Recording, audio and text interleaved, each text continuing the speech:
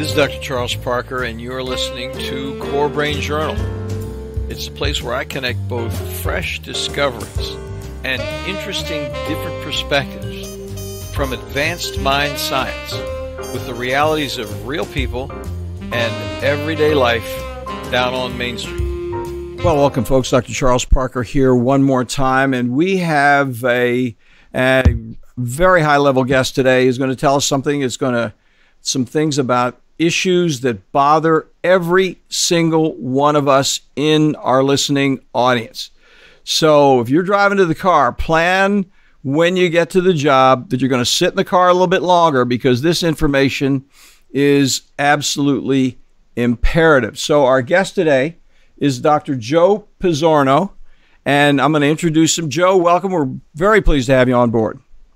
Well, delighted to be with you today. Thanks for the invitation. So Joe is a very interesting guy. I met him back in about 2004 in D.C.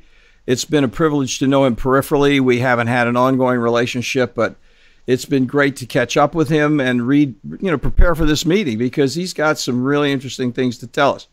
And here's what we're going to be talking about. First of all, let me introduce him. He is the president. Now, I don't know how to pronounce it. It's Salugenesis? Right on. Well done. And the chief medical director for the Village Green Apothecary. Is that the one in D.C.? It is. I'll be doggone. I was like, because I knew them, but I didn't know that. I was thinking you were out on the West Coast.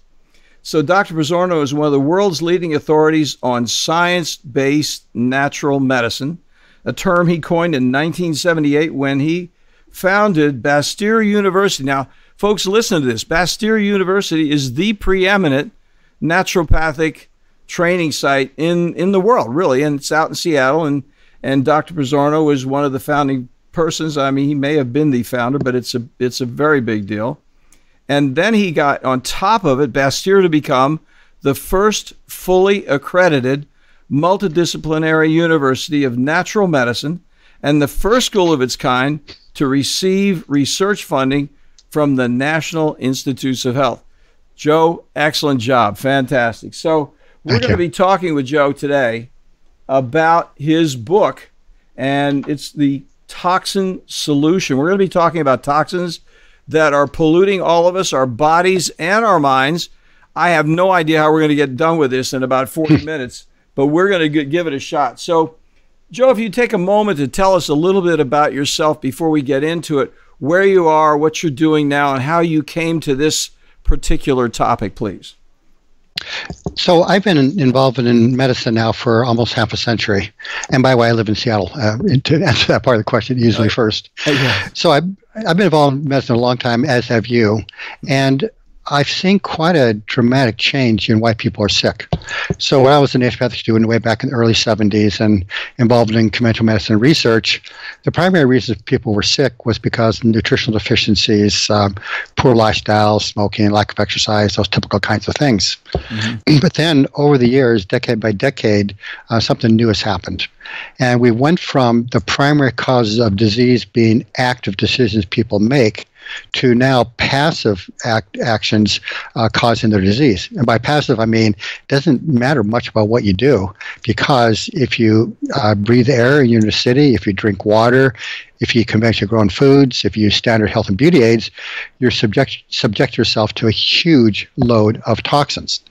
So anyways, as I've seen more and more people apparently sick because of their toxins, I decided a couple of years ago to dive into the research and look at trying to figure out, well, how much do toxins increase the risk of disease? So as we talked before this conversation, I'm the editor-in-chief of Integrative Medicine, a clinician's journal, or IMCJ for short, and happy to say we're in PubMed. That means we're a recognized or accredited journal. And so 2 years ago, I wrote an editorial where I was looking at people in the top 20% of exposure to a toxin, how much more disease do they have than people with the bottom 20% of exposure to a toxin? And the numbers I found were just stunning. So you may recall back when we were in medical school, diabetes, affected less than 1% of the population, and now it affects as much as 20 times as many people. I mean, huge increase in diabetes, right? So the first disease I looked at was diabetes. I mean, look at all this diabetes now. I remember my first year in practice, way back in 1975. I was so excited when I finally saw a diabetic patient. It was 6 months before I saw a diabetic patient. Okay. Yeah. Yeah. So you know what I mean. So I was looking at diabetes. And I was seeing things like, well, people in the top 20% of phthalate exposure compared to bottom 20% of phthalate exposure, well, they've got like a threefold increased risk of diabetes. Well, that's interesting. And where do phthalates come from? They come from health and beauty aids. Then I looked at things like arsenic that's in water and chicken and rice and such. And it turns out that people who are in the top 20% of arsenic exposure have like 4 times as much diabetes. So anyway, I went through toxin by toxin and I was finding all these huge correlations. So then I went off to a publisher, HarperCollins, and said, hey, I'd like to write a book about this. I think this is really important. They agreed, gave me a really nice advance, and probably somewhat foolishly, I spent the whole advance on hiring 2 really bright Bastyr graduates, and I asked them to help me answer the question, what percent of each chronic disease could we say is due to specific toxins? Mm-hmm. So we've been doing that for the last 2 years, and what we found was just stunning. I can say that 90% of that increase in diabetes, as near as I can tell, is due to just 5 toxins. And we're not just exposed to 5 toxins, we're exposed to 100 toxins. So we have this huge burden of disease we're experiencing now simply because the toxins are saturating our environment. Food, water, air, health and beauty aids, household cleaning agents, chemicals we use in the yard, we're constantly being bombarded. So the phthalate, just to say that a little more clearly, because some of our folks haven't heard that word before. Okay. Joe is used to speaking to professionals, who's very familiar with, this conversation. But phthalates are, plastic bottles, basically. I mean, that's a big one. And then arsenic, he was talking about that. So we're looking forward to hearing the rest of the top 5. And we're also looking forward to hearing a little more about the practical, here's what you found regarding other diseases. So let's start with that. What was the thing that sort of rolled your socks up and down when you were looking at this from a specific disease point of view? Well, there are a lot of examples. I don't know your population base. Do you have a lot of women who are listeners to your? Yeah. Okay, well, let's start there. And here's one which is just so disconcerting. So we know that breast cancer has become more common now, and it's like 1 out of 9 women will get breast cancer at this point. And we also know that women who breastfeed have less breast cancer than those who don't. Now, there have been many theories that have been brought forward for that, and I'm sure many are valid. But here's one where I don't think anybody's paying attention, and that is PCBs. So these are what are called polychlorinated biphenyls. And these are chemicals that are widely used in industry, and they were banned 40 years ago. But they're part of a class of chemicals called persistent organic pollutants. Now, what that means is that these chemicals were designed by research chemists to do 2 things. Number one is they're designed to have a specific physical or physiological effect. So, for example, a good example of a POP for short, for persistent organic pollutants, would be something like organochlorine pesticides. Okay, so organochlorine pesticides were designed to kill insects, but they're also designed to be difficult to break down because you don't want the sunlight to break them down. You don't want the insects to be able to digest them and break them down. You want to make them hard to break down. So they're designed to be hard to break down and have specific characteristics. So the problem is we've soon discovered that PCBs were incredibly toxic, so they were banned 40 years ago. But even though they were banned 40 years ago, they persist in the environment, and once they get into our bodies, they're very, very hard to get rid of. So we look at, a common term we look at for getting rid of toxins is called half-life. And that means how long does it take for the body to get rid of 1/2 of a toxin? So the PCBs have half-lives in human beings of 3 to 25 years. Not days, not months, we're talking about years. So once these things get into your body, they're hard to get rid of. Okay, now let's get back to breast cancer. So if you look at women who are breastfeeding, when a woman's breastfed for like about a year, whether it's one baby or multiple babies, she actually gets rid of a lot of her PCBs. So that decreases the risk for breast cancer. But then where do the PCBs go? They go into the babies. They go into the infants. So many examples. I can just give you example where the toxins not only are building up in our bodies, but also we're now poisoning our pregnant women, so we're now damaging the succeeding generations. So I was looking at your website. I saw that you pay a lot of attention to ADHD, and thank you, it's needed. And ADHD, when we were in medical school a long time ago, it just wasn't around. It wasn't. We didn't know about this as a disease. It's brand new. So let's look at ADHD, and let's look at organophosphate pesticides. So these are pesticides that are used on things like kale, for example. And the organophosphate pesticides are very good at killing insects, and the way they do that is by poisoning their neurological system. So a group of researchers were wondering, well, is there any correlation between organophosphate levels and ADHD? So they then looked at children born to women with the top 10% of organophosphate pesticide levels in their body, and compared to children born to women with the bottom 10% of organophosphate pesticides in their body, and looked at things like IQ and ADHD. And what they found was, and 3 studies have now shown this, these poor children have a 7-point drop in IQ, and one study followed these kids for 7 years. They never got the IQ back. And not only that, but they also have a doubling of ADHD. So what's happening? Well, basically, it's a neurological poison. Why are we surprised that this will be damaging the neurological system, particularly of a developing fetus within her mother's womb? Yeah, why would we be surprised when it was designed to hit the neurologic system in the first place? Exactly. Oh my gosh, that is unbelievable. It's just amazing to think about it. Yeah, one of the things I think about that, Joe, I'll just take a quick aside on ADHD. I think ADHD is the big wake-up call for psychiatry, period. I mean, if we're treating human beings for thinking problems without thinking about thinking, then we're treating, it's a fashion show. How you look is who you are. I mean, it's so limited, it's ridiculous. I'm preaching to the choir. I'm sure you are. You've said that a few times, but that's what goes on. One of the things I really like about Dr. Pizzorno, folks, he is deep into what's going on, and I thank you for sharing that. So let's take it a little bit further. Well, let's talk about, you talked about breast cancer. What are the implications? Do you have any other implications regarding cancer in general that comes to? Oh, yes. Oh, yes, very much so. So, and this was a big surprise for me because, while I've been looking at a lot of the research, I wasn't paying attention to arsenic. And because, you just don't hear about arsenic very much. I mean, you hear about people, poisoning their spouses with arsenic, but think about arsenic as an everyday problem. Most people don't think about that. So as I was looking at this research and looking for the correlations between various diseases and various toxins, arsenic kept popping up.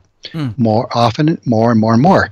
So I dove more deeply into the issue of arsenic, and it's so serious that I actually just wrote my last editorial on IMCJ, just submitted to the publisher yesterday to get out into peer-reviewed scientific literature.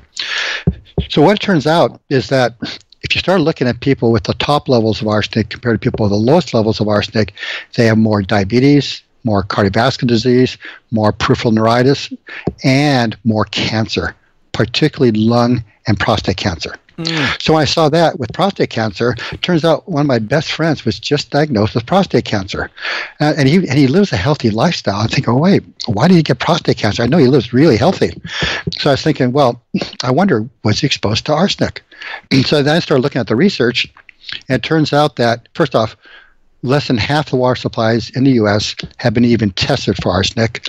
And when we're looking at just the public water supplies, 10% of the public water supplies in the U.S. have arsenic levels high enough to be known to induce disease. So this is not rare, at least 10% of people in the U.S. So then I was looking at Washington State, because my friend lives in Washington State, and I was looking at water supplies in Washington State. And thank you, Department of Public Health, Washington State, for doing the research. And I was looking at levels of arsenic. And in general, if you look at the research, arsenic in water is probably the worst source of arsenic. And arsenic that's below about 5 micrograms per liter of water is not considered toxic. Once you get up to about 10, you start seeing some toxicity potential. And when you get above that, the numbers start getting really strong. So here in Washington State, I found a bunch of water supplies. Not only did they have 10 micrograms per liter of arsenic, a number of them had over 50 micrograms per liter of arsenic. So I was thinking to my friend, well, how could he have gotten arsenic? And it turns out he was living downstream from a mine. It was a copper mine. Oh my and they're dumping and they're dumping all this stuff into the hillside. It rains and gets into the water supply, and I think he got the arsenic from that mine that was upriver from him, and that's why he got the prostate cancer. This is unbelievable. Now, let me ask you the question, because I know our listeners, I mean, I'm at one with them because it's coming to my mind right now. So what do we do in terms of how do we protect ourselves from this kind of thing? I mean, you tell us a little bit about water filters, a reverse osmosis. What's your thought about what we can do about something as ubiquitous as water? Yes. So it is indeed a real challenge to get arsenic out of the water supply. And what I recommend first is that everybody have their water supply tested, and not just for arsenic. You got to test it for lead and mercury and cadmium as well. So, for example, if you're in an older house built before, say, 1977, to be exact about it, and you're going to be probably having some water pipes in your house as well as paint and such that have lead in them. So you need to have your water tested. The water you're actually drinking, not the water that's told you by the city water supplies, is what's safe. You need to see what you're actually drinking. And once you see what you're actually drinking, then you can start making some smart decisions about how to decrease your exposure to toxins in that water. The simplest things are, of course, to drink distilled water. There are more sophisticated methods that can be used, but basically, if you have high arsenic in your water supply, you're going to have a separate source of water. Well, that's interesting. So that's disconcerting. What you just closed with was because I was thinking about other options. What you're saying, you just can't do it. So how about a filtering apparatus like one? Does water filtering help? You know, it does help to some degree. And when you're doing the filtering, you have to look at chemicals, you have to look at metals. So for our house, we built our house 20 years ago. We put in a pretty fancy water cleaning system, and it does two things. Number one, it has a carbon block filter, and so the carbon block filter will clear out all the organic chemicals that are in the water, but then it has the kind of this electrostatic device that then also precipitates out any metals. So we're pretty confident our water is really clean in our home. But we had to invest a fair amount of money into doing this. So people who have a concern about that, they can indeed do something about it, but sometimes it's easier just to simply drink distilled water or get a water purifier and make sure you're only drinking the healthy water. But we've made sure all water coming to our house is as clean as we can make it. So how do you get the water tested then, Joe? What's your recommendation on that one? So there are a number of organizations you can find. And by the way, my website, toxinsolution.com, provides people links to various laboratories that I have tested myself and think are good for people. And I have no commercial relationships with them. So one of my favorites is Doctors Data in Chicago. And the reason I'm confident with them is because as part of a corporate wellness program I was doing in Canada, we sent them a bunch of split samples. That means we got the same samples from one person. We got a sample from one person. We split it in half. We sent it to the lab under different names. Okay. Yeah. And we got back the same results. So that's what you want to see. You want that's the lab. A big deal. Yeah, you want the labs to give you the right answers, consistent answers. Now, when you do that, is that hair analysis you're using, Joe, or what do you do when you send? Now that's water analysis, right? Yeah, so they will analyze anything you want them to. That's really good. So what we were doing mainly was we were looking at people's urinary levels of toxic metals, both the first morning urine, which tells you current exposure, and then we gave them a chelating agent, which then binds to metals in the body, and you collect the urine for 6 hours, and that then tells you body load. Now, it's not a perfect test, and it's pretty controversial, but I personally find it clinically pretty relevant. Well, what's your opinion about that in contrast to hair analysis, that kind of thing? So the challenge with hair analysis is that it's actually pretty useful for determining if a person has heavy metals, if there's heavy metals in the hair. The problem is many people, particularly those who have the most trouble with toxic metals, have trouble getting out through the hair. So the hair may be fine, but it's because they can't get rid of the metals. So I've now don't trust it as much. Oh, so it's bound. It's bound in the body in other ways. Yeah, bound in other ways, or they're not unable to bind it in a way that gets it out through the hair. So then that's what the chelation, the second stage would be. So you have the first, and then you have the chelation phase, and then you really actually know what's going on. Exactly. Very interesting. That's so. And you mentioned doctors' data. That's a very important thing. And I'm so glad you mentioned that this is available at your website, because, and we're going to have that in the show notes, folks, in case you skipped on it. So if you're driving, you don't need to worry about writing it down. We'll have it in the show notes. And but that is totally interesting. Now we're taking it to the next level. I mean, I would be happy to spend a little more time talking with you about any other. One of the things that occurs to me about heavy metals or metals in general is aluminum.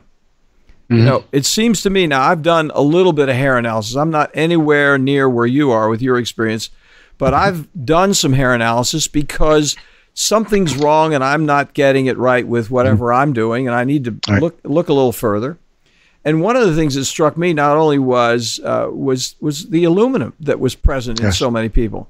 So could you tell us a little bit about what your thoughts are about aluminum and that whole underarm deodorant thing, if you don't mind?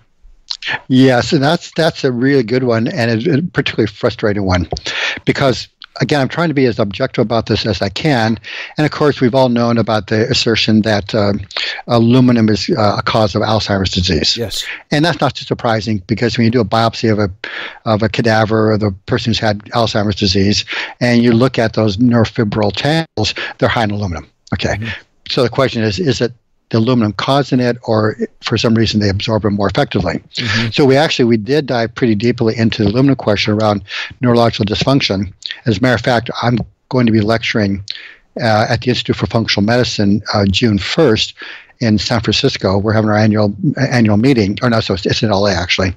We're having our annual meeting, and my lecture is going to be on toxins and neurodegeneration.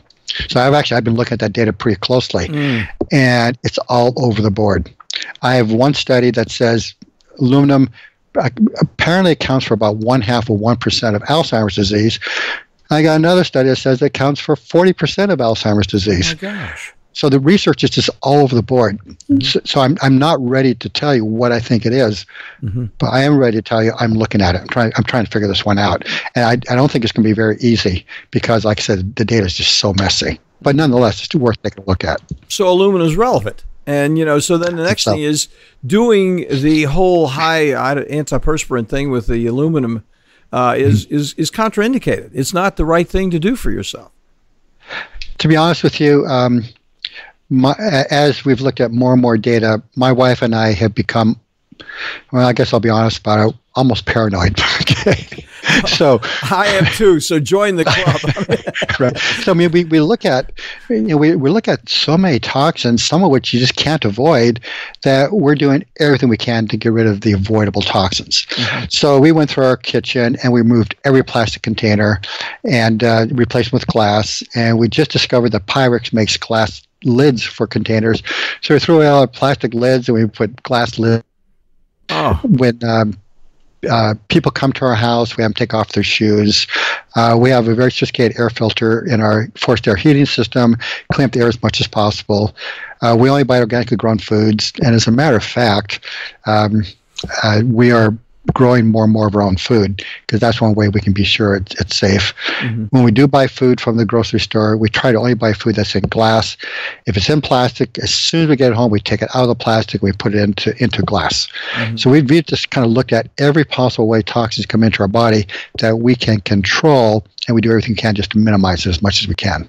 Well, when an expert says something like that, folks, when you really look at a guy who's done his whole life, is kind of the pinnacle of his life is getting deeply into the research, having 2 PhD, MDs, NDs, whatever they were, serious professional people looking at all the world literature, and how could you not be paranoid? I mean, that really isn't paranoia. That's reality, is what it is. And reality, it's that you can't call it a mental disturbance if it's a real problem. It's definitely that's true. Oh my God! I'm now lecturing literally all over the world, and trying to talk to doctors and make them aware of how toxins have become a primary cause of disease. So when I go to other parts of the world, I look at the research for those parts of the world to see what's there. What can we learn from them? So I've lectured in, let's see, what is it? New Zealand, Australia, Japan, Norway, England, in the last 3 years. And so every one of those countries I go to, I first look at what's there, what toxins are there. And all of the industrialized world has the same problems, and they're all having diabetes epidemics. They're all having epidemics of neurodegenerative disease. It's happening everywhere. We are poisoning ourselves, and it doesn't look like anybody wants to do anything different about it. Well, let me ask you another question, because you're getting me pretty doggone excited about this, because I think about my family, my wife, my son out in California. He works at Cedars-Sinai. He's a pretty much a nut about this already, and he's been living under the tree, so to speak. We've been practicing and thinking about this, and he's advanced in certain respects more than I am, because he's out in California, and that helps out. But let me ask you this question, because I've had some other patients come up, and let me talk to you a little bit about laboratory measurement, if you will, please, because I think doctors' data, what you just said about doctors' data and the water measurement is important. What about that new test that Great Plains has on the GID, or it's a detox test. I can't remember what it is. Yes. So yes. So I'm actually quite interested in what they're doing. And matter of fact, around myself and my wife, and then my sister, who lives in a farming community, we've run that test on all of us. And I'm in the process of analyzing the data. Mm-hmm. So on the one hand, I'm pretty excited because they're giving us like 150 toxins for pretty reasonable price of just under $300, which is an incredibly good price. Mm-hmm. But there's two limitations for my recommending them. Number one is I haven't done split samples on them, so I don't know how reliable they are. Yeah. And number two, a number of the toxins I'm most interested in, like phthalates and things of this nature, they're not doing a number of the toxins I'm most interested in. So right now, they are the most readily available and broadest group testing chemical toxins at a reasonable price. Mm-hmm. So they're the best I can recommend at this point. I have them on my website, but I'm not quite ready to go full board promoting them. Mm-hmm. So then what happens with the phthalates?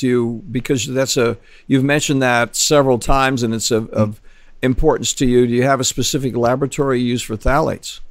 I'm trying to get some laboratories to do that for me at a reasonable price.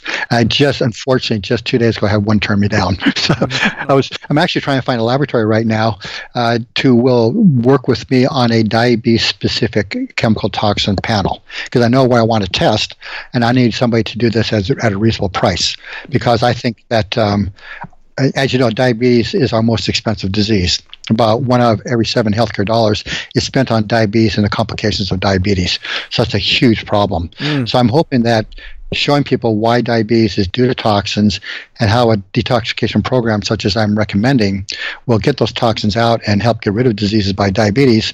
I think this is the kind of thinking we need to do to solve the healthcare crisis. You are so right. Let me ask you another question. This is so interesting for me, and I know everybody that's listening is like, oh my gosh. The next question is, what do we do about it from the other perspective? Let's say we've done some serious testing, whether it's Great Plains, Doctor's Data, or one of these other laboratories that you're working with and you develop. How do we get these things out of a person's body? That would be, where does the rubber meet the road on that one, Joe? Right. So that's, of course, the key question, and that's what I do in my book. So in the first chapter, I show people how toxins are causing disease. And the second chapter, I say, now here's where they're coming from. So the first thing you got to do is stop letting them into your body. No point in doing a detox program if you just let the toxins keep coming in, particularly those that have half-lives that are measured in years. And they're so hard to get rid of. Now, I don't then put people on a detox program, because I think jumping into a detox program when you're already pretty toxic is not such a good idea. So what I recommend to people is that we first prepare the organs of elimination. So our bodies have our gut, our liver, our kidneys. They all have major roles to play in protecting us from toxins and getting toxins out. So I take people through basically 3 2-week programs where I say, we're going to spend 2 weeks clean up your gut, 2 weeks clean up your liver, and then 2 weeks clean up your kidneys. Now, that kidneys thing is new. I didn't worry about people's kidneys 40 years ago because it wasn't a problem.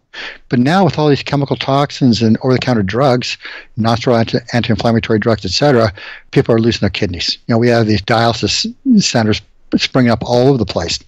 So anyway, once we got the body's organs of elimination working properly, now we put people through an intense detoxification program. program doing things like, this may sound strange, but the first thing I recommend is you got to increase your fiber content in the diet. You might say, well, why fiber? Well, it turns out our our livers are actually pretty good at getting rid of many of these toxins. Mm-hmm. But the liver is expecting there to be fiber in the gut to bind to the toxins to get them out. So it turns out that the liver reabsorbs over 90% of the toxins it excretes through something called enterohepatic recirculation. So as I ask my students, why would our smart bodies waste so much metabolic energy on getting rid of a toxin and then just reabsorbing it? Mm-hmm. Well, as we evolved as a species, we're consuming 100 to 150 grams of fiber a day. So lots of fiber in our gut to get rid of the toxins. Mm-hmm. Now the average person consumes only 15 to 20 grams of fiber a day. So there's simply not enough fiber in the gut. So I say get some fiber. That's a remarkable point. Pardon me, get a little excited there. So now let's talk about the fiber. Now, are you a proponent of flaxseed meal? What fiber do you think is the best there? Yeah, so pretty much any fiber that will gel. That means you put some fiber in a glass of water, you shake it up and let it sit for a little while, forms a gel. Any fiber like that will do the job. So, for example, wheat fiber is not very good at doing this. I don't recommend wheat fiber. But all the other ones, oat, flax, there's so many of them that are available. Alginate, pectin, all these things will help get the chemical toxins out. Now, they're slow, but they will get the toxins out. The next thing I do is I put people on a program where they have mild caloric restriction, because this will help start breaking down the fat cells where so much of these toxins are stored. Mm-hmm. Okay. And next, I have people alkalinize their bodies. So it turns out the modern lifestyle is very, very acid-forming in the body, and it turns out that acid forming makes it harder for the body to get rid of a number of these chemical toxins. So I show people how to use dietary supplements as well as diet to make their body more alkaline. Next thing I do is I recommend saunas, because it turns out when you're really sweating heavily in the sauna, that sweat is full of toxins. So you want to get in a sauna, not a steam bath because that recirculates it. You want to get in a sauna, sweat thoroughly, and make sure you got towels there to absorb the sweat as you get rid of those toxins. And there's more to it than that. I've got diet and things like that, but that's kind of the basic thesis. That's going to be so interesting. Go ahead. I'm sorry. You were going to say something. Okay. Anyway, and then the final thing is, then I give people guidance on how to live a toxin-free life. And I basically say, here's what Laura and I do, my wife Laura and I do. Here's what we do to keep toxins out of our body. And we think it makes a big, big difference. Well, I was thinking about, I was being a little bit facetious when I was thinking of all these different things. I was thinking about Tom Cruise taking care of the detox process after 9/11. You know, he apparently sprung for a bunch of, whatever you call them, sweat boxes, where basically we had a detox situation, and for the firefighters. And they would come out and their shirts would be black because they just sweated the stuff out that they had breathed in. Yes, and that's an excellent example.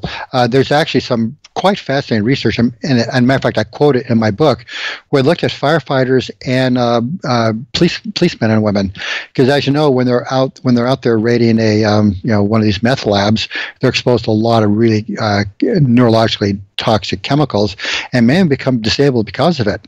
And it turns out going on a detox program, very similar to what I recommend in my book, was very effective at getting these people back to work. Joe, I'm thinking about rapid responders, first responders. That this would be something that they would not be paying attention to, but they would be in the rubble, and all of the toxins would be certainly enhanced a great deal. In fact, the guy I just interviewed a friend of mine who was in all the major catastrophes recently, from Haiti to whatever, and you think about the things that have been liquidated and vaporized. And they're in there breathing the whole thing, and it's gets pretty graphic. Oh yeah, it's incredibly toxic. So I'll add something to it as well. I teach one class a year, or one course a year at Bastyr. It's called Healing Systems, and I just got done with it in winter quarter. And so I looked at the students a few weeks ago, and I said, when I was sitting in your seats almost half a century ago, I kind of had to take this all on faith. Because it just made sense to me. You should eat real food rich in nutrients. You should avoid toxins. You should get exercise. You should have loving relationships. These all made sense. But I had to kind of take it on faith. But now, half a century later, there's a huge amount of research supporting it. but I also have personal experience. So I'm an avid motorcyclist. I'm also an avid basketball player. So I now play basketball with guys who are half my age. And the reason I play with guys who are half my age is because I notice that once people start hitting around the age of 50, they start disappearing because they have not been taking care of the bodies, and the bodies start to break down. But it's even more than that. In our refrigerator at home, we have on the side of it pictures of our family and friends and loved ones, and many of them are in a comparable age group as we are.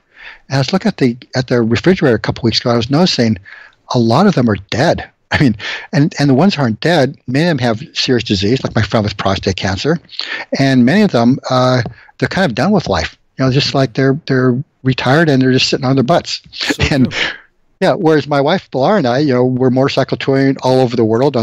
Like I was just motorcycle touring in Australia 2 years ago, and so here I am in Australia, where you drive on the wrong side of the road, riding a motorcycle, okay, and with my wife on back, which is pretty heavy, and I'm just fine. But so many other people, their bodies just can't do it anymore. Mm-hmm.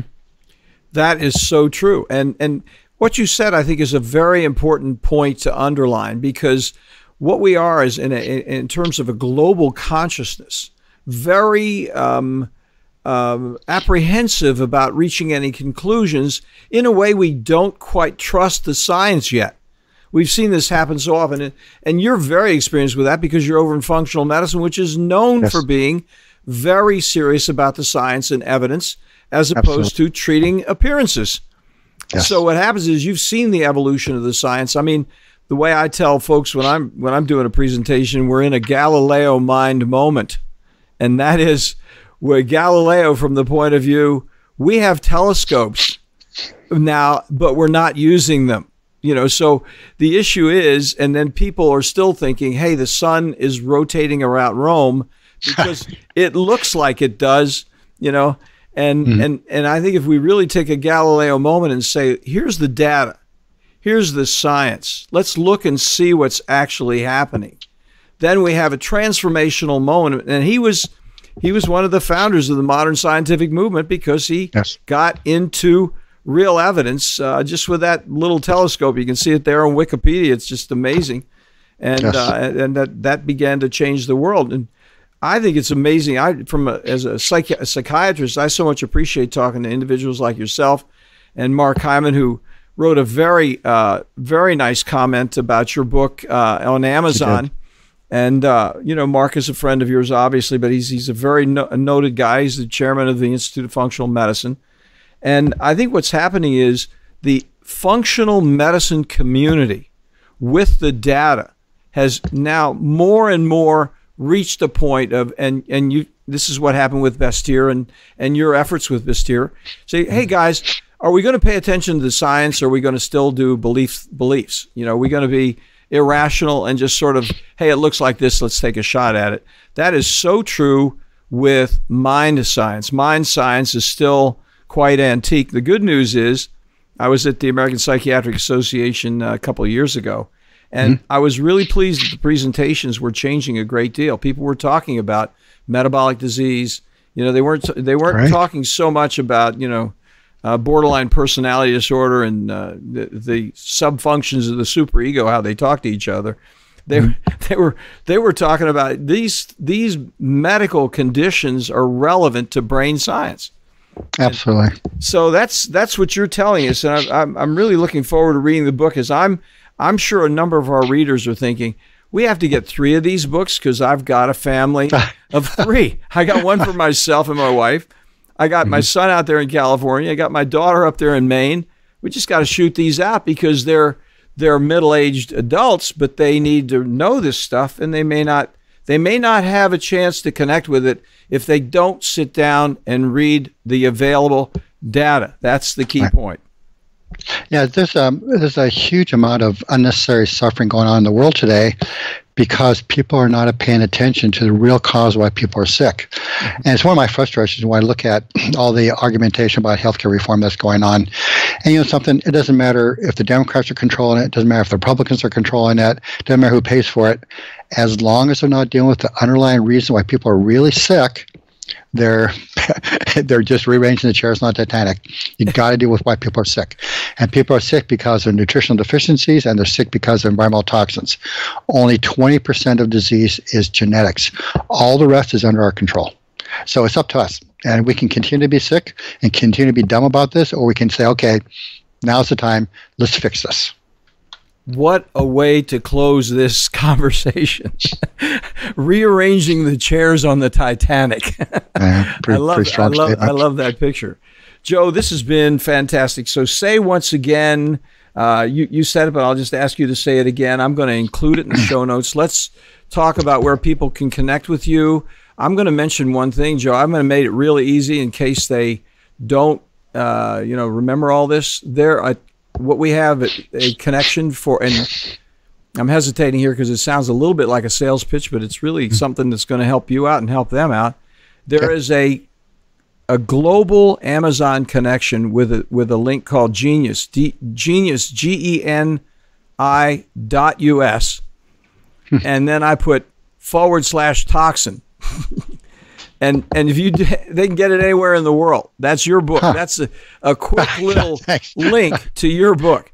Oh, thank you. That's great. I thought I'd throw that out. But then you tell us where people can get a hold of you, and we'll close it up.